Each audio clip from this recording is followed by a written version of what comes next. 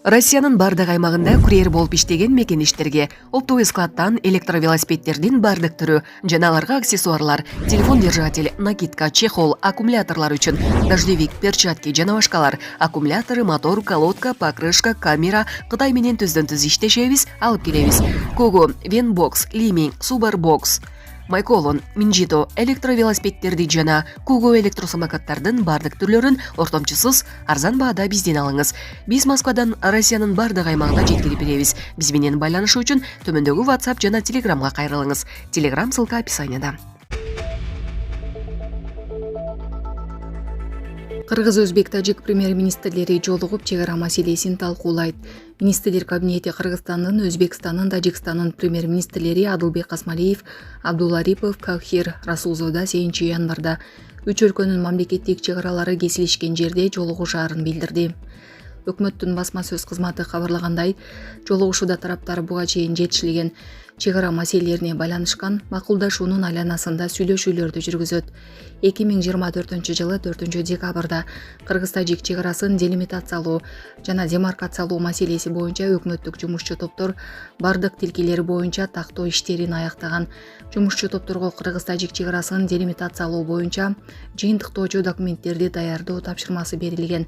Президент Садыр Жапаров эки өлкөнүн өкмөттөр аралык комиссиясы ишин аяктаса, документти Тышкы иштер министрлиги бекитерин, парламенттерден ратификациядан өткөндөн кийин эки президент кол коерун билдирген. Ошондой эле чек арадагы талаш жерлер теңме-тең бөлүштүрүлгөнүн айткан. Кыргыз-өзбек чек арасы боюнча делимитация жана демаркация жарыяны аяктаганын Садыр Жапаров 2023 жылы 27 январда Бишкекке мамлекеттик сапар менен Өзбек президенти Шавкат Мирзиёев келгенде жарыялаган. Ушул тапта чек араны демаркациялоо боюнча жумуштар жүрүп жатат. Булак Азаттык. Ак жолдун адасы улуу Олимпиада чемпиону болбой калышына кимдер күнөөлүү экенин айтты. Балбан Акжол Махмудовдун атасы Мухаммед Махмудов улуу Париж Олимпиадасында чемпион болбой калышына эки күнөөкөр бар экенин айтты. Бул тууралуу ал журналист Эмир Арстанбек уулунун YouTube каналына берген маегинде билдирди. Спортчунун атасы күнөөкөрлөрдүн бири өзү, экинчиси балбандын жеке машыктыруучусу Мейрамбек Ахмедов экенин белгилеген. Мен көбүрөөк ошто болуп калып көзөмөлдү жоготтум. Мейрамбек агай атасы карап жатат деп ойлойт, мен Мейрамбек карап жатат дейм. Ак жолдун Олимпиадага даяр эмес барып калганынын өтө чоң себеби бар. Ал физикалык жактан даяр болгону менен моралдык, психологиялык жактан даяр эмес экен. Олимпиадага кыска убакытта 4 жылда бир боло турган турнир болгондуктан ал жакта психология чоң роль ойнойт. Ак жолдун аң сезиминде Олимпиададан жогору башка нерселер турганда агайлардын күнөөсү эмес, өзү психологиялык жактан даяр болгон эмес. Себептерин кийин билдик, деди Мухаммед Махмудов. Беле кетсек, Акжол Махмудов Париж жайык Олимпиада оюндарында грек-рим күрөшүнөн коло байге уткан.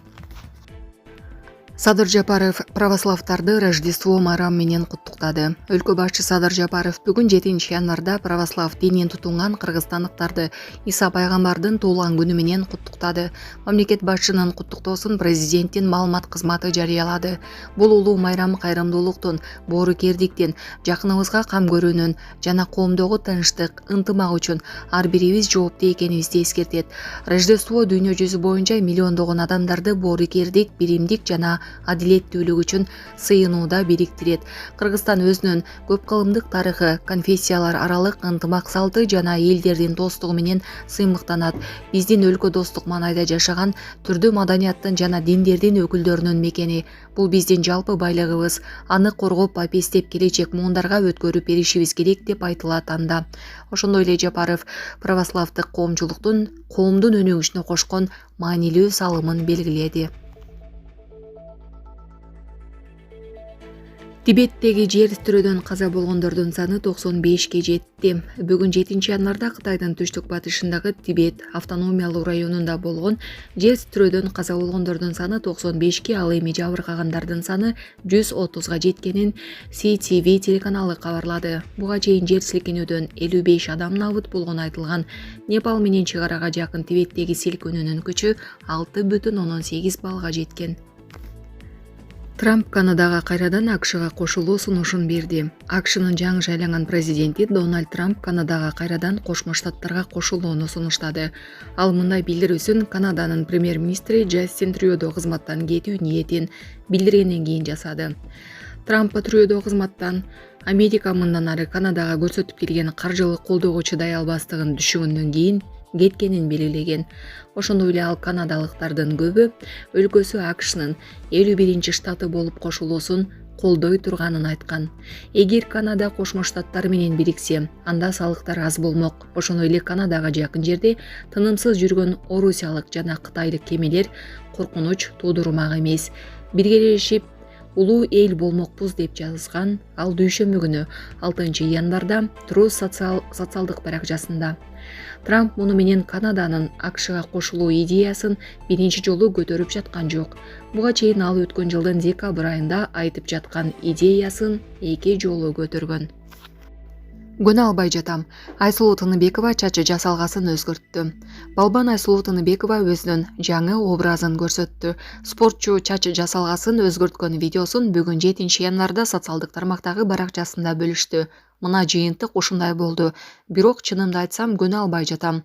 Өөн учурап жатат, деди Тыныбекова.